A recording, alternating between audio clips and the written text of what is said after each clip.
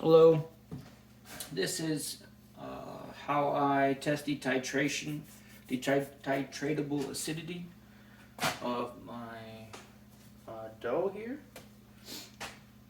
I measure out roughly 30 grams, a little bit more, maybe like 30.4 would be my maximum variance, but no less than 30. And I do this because I saw this guy on YouTube from Paratos. He did a titratable acidity. So that's 30 exactly. He did titratable acidity,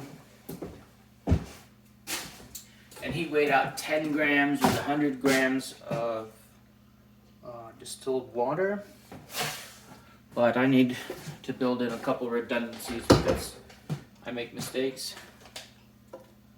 So 30 grams goes in there in the vitamins, plus 300 grams of distilled water.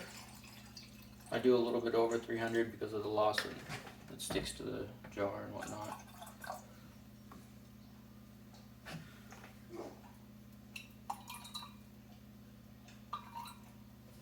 .38.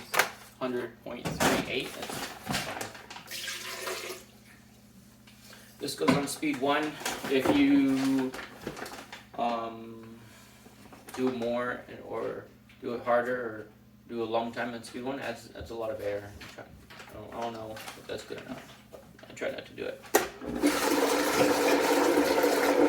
While that's going, get my beaker with my magnetic stir bar, tear the scale, get a little bit of a juice here to make it go quicker.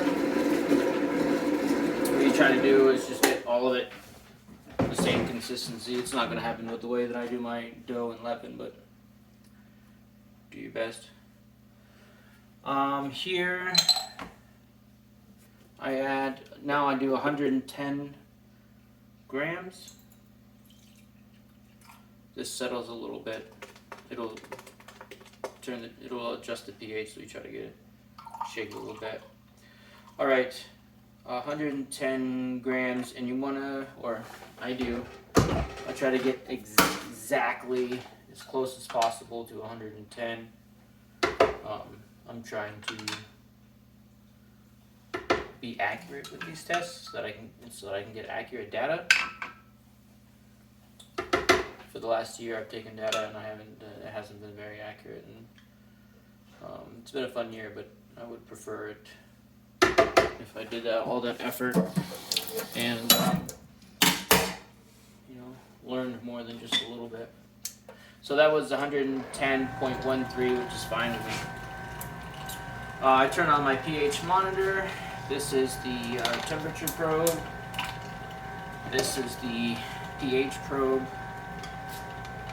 This is just some distilled water in here to keep the glass bulb on the pH probe from drying out. And then it'll settle out here in a couple seconds to what its original pH is. And then I add in this, I don't know what it's called, this tube, there's sodium hydroxide, 0.1 moles, which is just sodium hydroxide is lye. It comes in a bottle like this, and it's not that strong, but it lies pretty strong, so don't get it on you. So here we've settled at 4.11. I'm gonna go 4.10.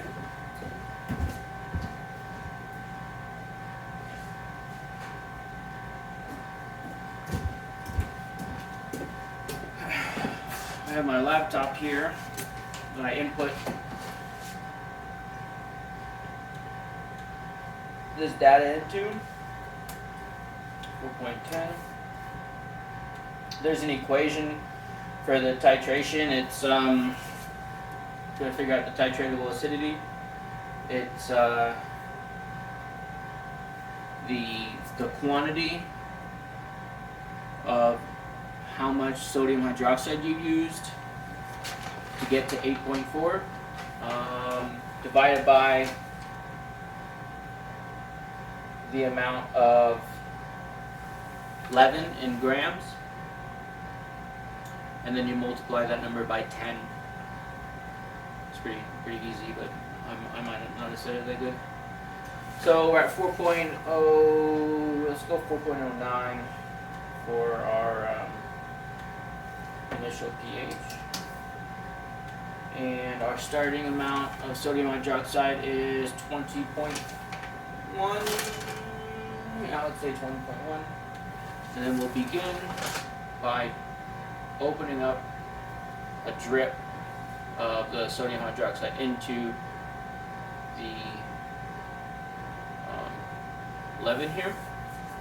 And what it's doing is there's so many acids in there, this is my understanding, could be wrong, there's so much acid in there, and since we know that this lye is a base and we're using 1 mole, there's an equation that we can put in, and it'll tell us by adding so much sodium hydroxide at 1 moles, it'll give us determine how much acidity is in there total. So 21.1, and now I'm at like 27.8. I'm gonna see where this comes to. It's going pretty fast. It might go past 8.4.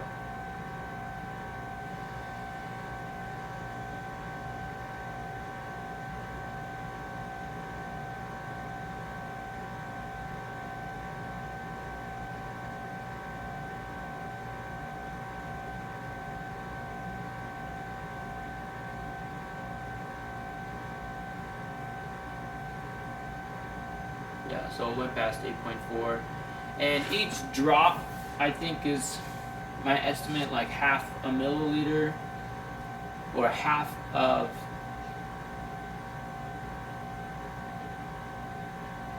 it's about a tenth of a milliliter, and that moves, when you add it here, it moves the pH about 0.08. So if I go over a little bit, I kind of think this is a lot, but I don't know. Right now it's at 8.63, so 8.64, so that's 24 divided by 8, so that's 3 drops. So I would say that's like 0.2 of a milliliter. So I'll just take it away from my read, which is 27.8, so I'll say it's 27.6.